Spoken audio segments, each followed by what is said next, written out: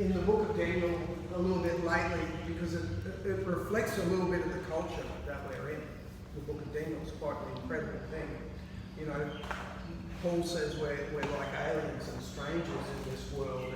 And the book of Daniel is the story of Daniel and his friends and the Jewish people living as aliens and strangers in Babylon and Medo-Persia and that. And so I've been doing a little bit of study on it and just reflecting on it, thinking, far out, this is similar to the circumstances we find ourselves in, not just on a national scale, but on an international scale in the world right now. And so, and I'll just explain myself a little bit more. I won't go long this morning, but this morning's an encouragement to boldness, I feel, for us, but a boldness in a certain way, which we're going to look at here. You know, the book of Acts says when the Holy Spirit came upon them in the upper room, they were filled with boldness. And that's the church that we're going to have to be into the future.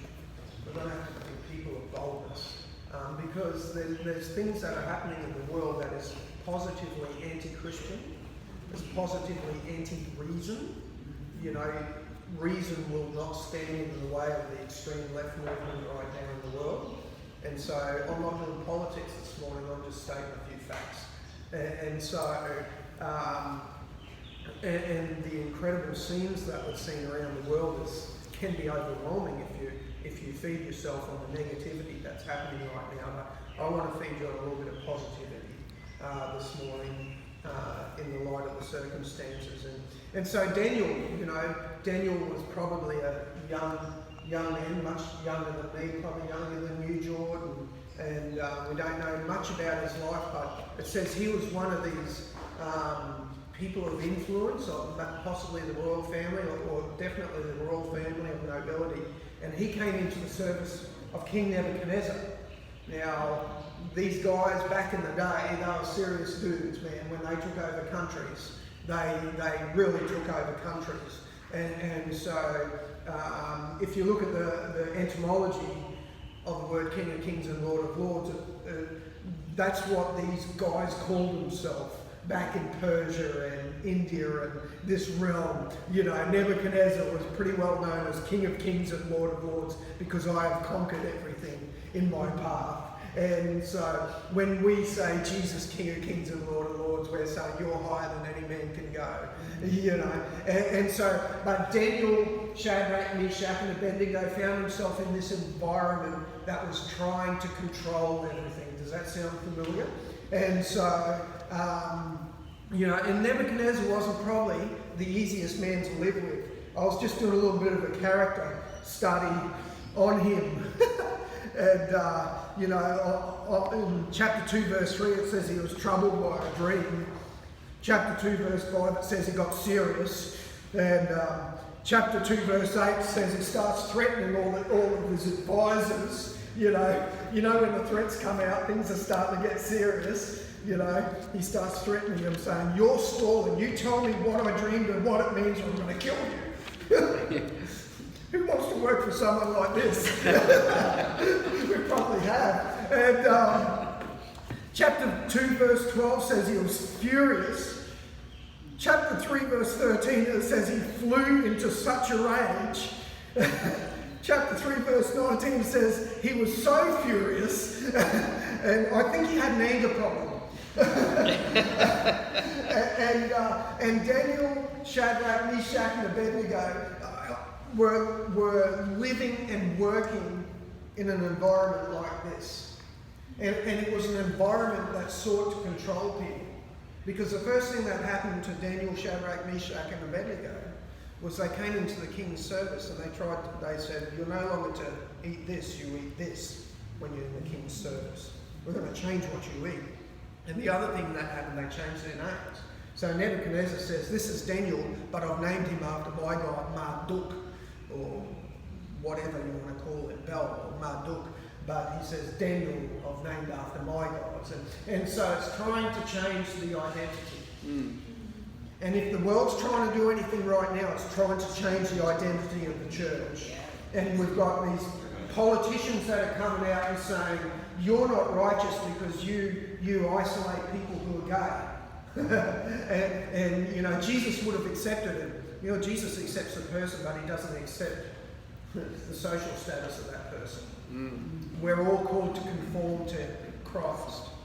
And so what happened very quickly in Daniel's life was, they went from rapid change from Israel to Babylon.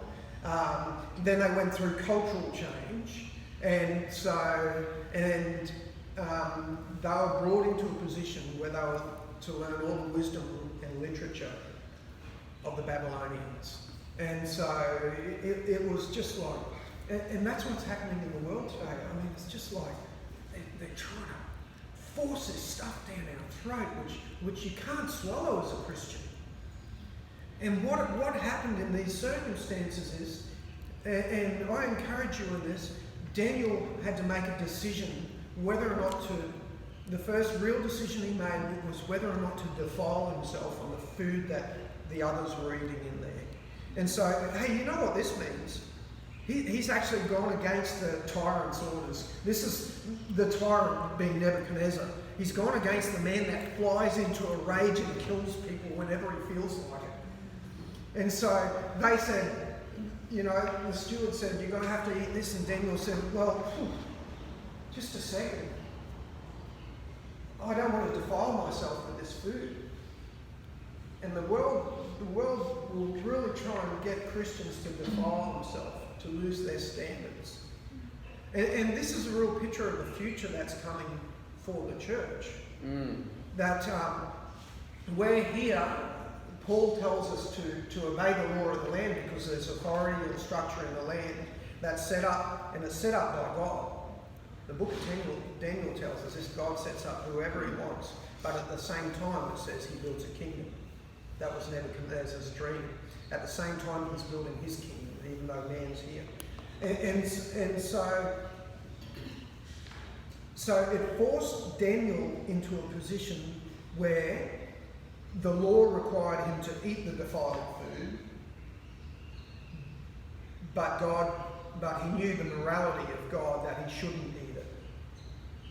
And we're all going to have to walk into some of those things in our life, in our lifetime, possibly, definitely I feel in our kids' lifetimes coming up, that the decisions to stand up for the moral law of God has to stand above the law of the land. That's what, and so take for instance, without arguing over what happened, Israel fell out, simply quoting scripture, and bam, there he is. And so, and that's what the culture, what we're seeing. We're seeing a culture where the world is trying to assimilate the church to the world. And we've got to be conscious of that. They'll try and change our name. You're not a Christian if you don't accept this certain standard. The law says every equal opportunity, equality for all people. The law will say one thing. But I feel like when we read the book of Hebrews and it says, by faith these people were cut into defeated nations, did this, did that. Hey, these were serious decisions these people had to make in the name of God. And so I feel the encouragement from Daniel is that we and Paul, Daniel and Paul together this morning, we obey the law of the land. We live by the law of the land. We seek a peaceful life and to obey the authorities that are in place. But there are going to be, and that's what Daniel did, but there comes a time when we have to stand above the law of the land and make a moral call of value on our life. And that's what God calls us to do, to live by his morals, which is over and above all. The world will tell you it's okay to have many sexual partners or to have polygamy or to have this and that. And hey, but God's moral law says, no, it's not okay. We need to stand above these things. And the world will say this, the world will say, get as much money as you can. And God will say, well, don't seek money first, seek me first. And so what Daniel found himself in was this environment that changed his name, tried to change the food that he was eating. But look at Daniel's actions. I encourage you to go read this book. There's nothing about extremism in Daniel's actions. Man, Daniel was a man, from what I read in these passages, he showed great respect to the people that were threatening to kill him. Mm. And as a church, I feel like, hey, we can do God a justice by our conduct. Being Christians that are of such a level of conduct in the face of a negative environment. And that's what Daniel had. He had great conduct. In fact, it says in here that God had given the chief of staff both respect and affection for Daniel, because there was something about Daniel, the way he conducted himself in this environment, that earned respect. And can I tell you this? When Nebuchadnezzar had the dream, he had this dream and he said to everybody, all the wise men, tell me what the dream was and tell me what it means or I'm going to kill you all. And Nebuchadnezzar says this, I know what you're doing, you're stalling for time, because you know I'm serious when I say if you don't tell me the dream, you are doomed.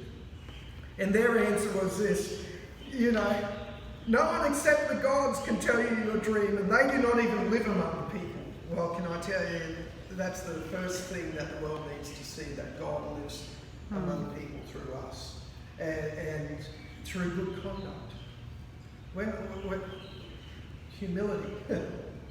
I heard a story of humility this morning, and I won't share it, but it was just incredible. Somebody saying that God spoke to them and they had to go back and fix something up that happened. And I thought, that's good. Mm. Humility is something good in a church. Mm. Humility actually allows us to function together and work together. It's such a good thing, And so Daniel, I feel, had an incredible humility. And because of his humility and the way he conducted himself in an environment that tried to assimilate him to their standards, he earned respect of the chief of staff. Why did I say that? Because the astrologers and the magicians and the wise men were all saying, give us more time. No king ever asked anything like this, to know what the dream was and then to interpret it. And so Daniel says, take me to the king before we're all killed, and before our lot's thrown in with all these guys. And so Daniel goes to the king, and it says, when Arioch, the commander of the king's guard, came to kill them, this is serious stuff, man. This is serious stuff. He asked Arioch, Daniel handled the situation with wisdom and discretion. He asked Arioch, why has the king issued such a harsh decree? So Arioch told him all that had happened. So Daniel, listen to what Daniel does. And this is the favour of God, I believe, with good conduct. It says, Daniel went at once to see the king and requested more time. And that's exactly what the astrologers did. And Nebuchadnezzar was right on it. He says, I know what you're doing. You're stalling for time because you know you're doomed. But Daniel walks in there. Such was his conduct and such was the way he conducted himself in life, in the middle of this harsh environment, that he earned time with a king that was willing to kill everyone where the others didn't. And I want to encourage you this morning that the way God calls us to conduct ourselves in society is very important, because we'll win favour that other people won't. And that's how Christ's name is lifted up through our testimony, the way we walk, the way we talk, the way we go about our work, the things we do. We need to be people of a high standard of conduct. And I've had my fair share of, meeting the neighbour of the fence over the years. And,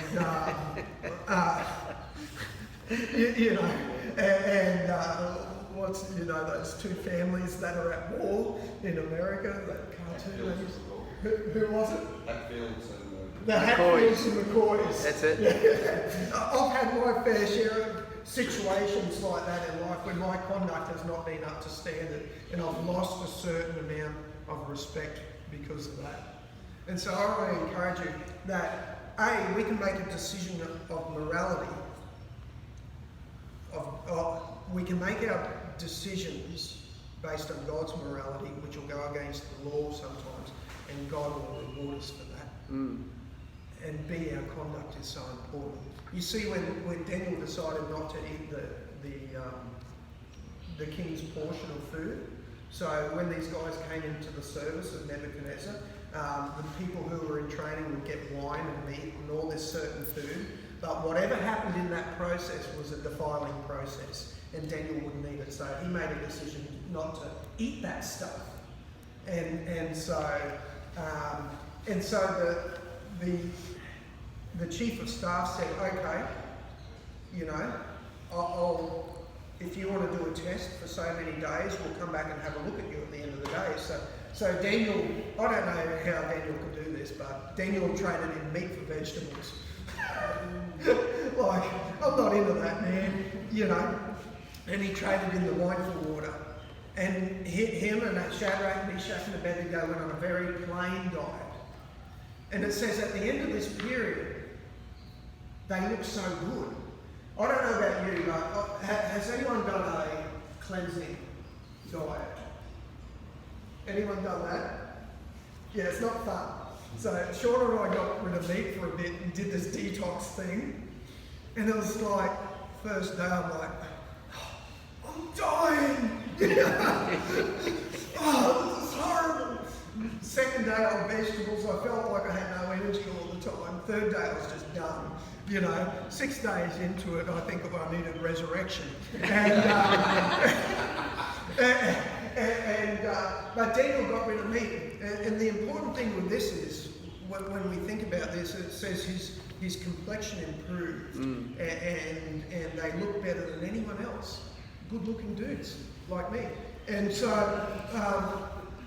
but the thing is, vegetables per calorie hold a very low protein count compared to meat. And so, protein, as far as your body systems, is second to water. You need protein is so important for growth and for function and for turnover of the body. And so Daniel actually, I believe by faith, actually said, okay, I'm going to stand against this. And he said, I'll live off vegetables.